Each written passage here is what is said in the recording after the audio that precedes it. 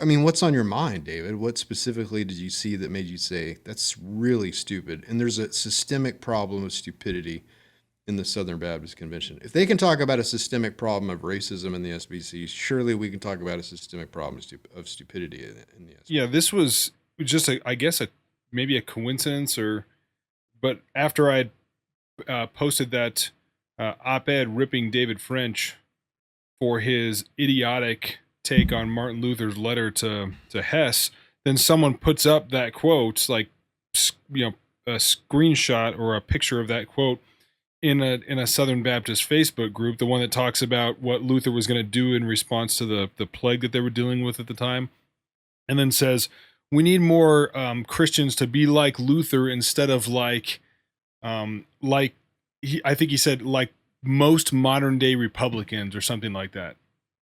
In a Southern Baptist group, which the Southern Baptist Convention, for all of its flaws, is still something Can like you remind me what the ninety-five deal? percent Remind me what the deal was with Luther and Hess, because if I don't remember, I Yeah, know that you so wrote an article about it. I didn't read it, but for the listening audience, what was the deal with Luther and Hess? You took David French, whose last name is kind of appropriate for his behavior. He's a cheese-eating surrender monkey.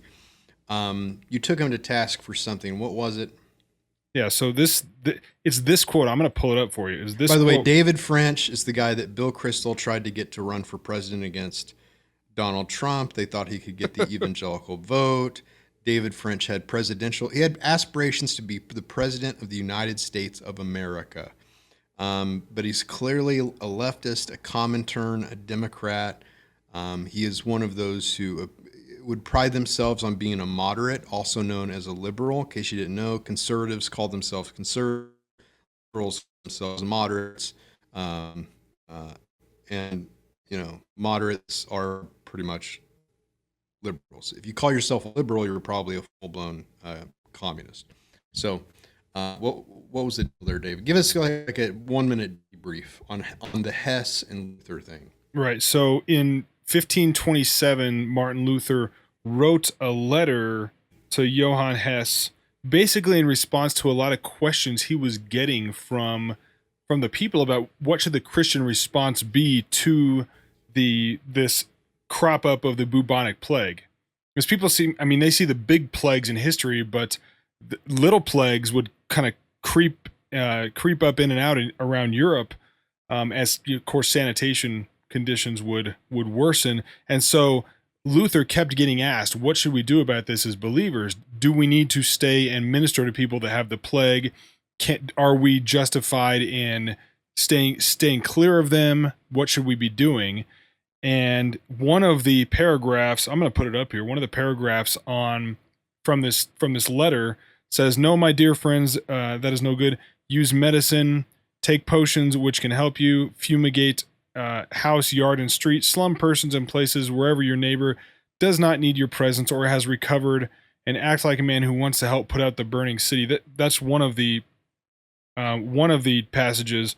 And then the other one here, I'm going to see if I Which can. Sounds common sense. Yeah, It's common sensical, right?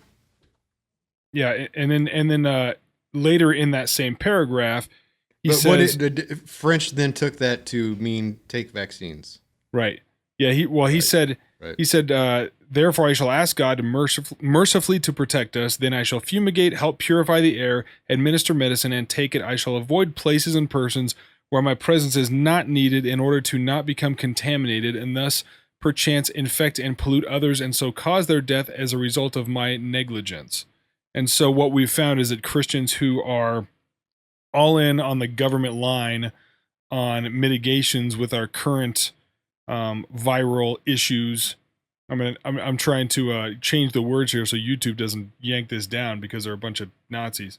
But it's they've taken this to say, hey, Luther would have done exactly what we're doing. He would have done all these things. He would have made sure to social distance and make sure to take the vaccine and make sure to do this and that and the other.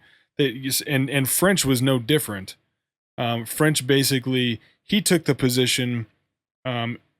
So what's wrong? What's wrong with that? Did Luther? It's out of context. That's the problem with it. Yeah, the letter was at least 10 times as long as this one paragraph. But French in his stupid essay He came out. He said it is incumbent upon the Christian to take care of themselves, including by taking medicine to not be contaminated. French called it a nice definition of vaccines before vaccines were invented. To the extent that he or she takes risks, those risks should be on behalf of others. That's not how logic works. So he wasn't addressing vaccines before vaccines. No, of course not. Were invented. He was talking about something that would be more like vitamin C. Right. Well, and the funny thing is that, if you put this paragraph into context of Luther's entire letter, the gist of his letter, the thrust of the letter was Christian liberty in response to this. He basically elevated those who were going to stay and minister in person. He said that's what the mature Christians are going to do. They're going to stay and minister in person, knowing that God will care for them.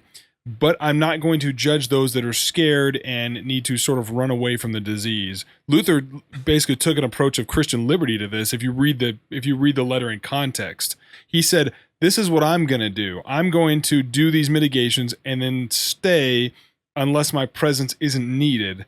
And of course, Martin Luther, his presence was always needed in ministering, so I'm sure he didn't go anywhere.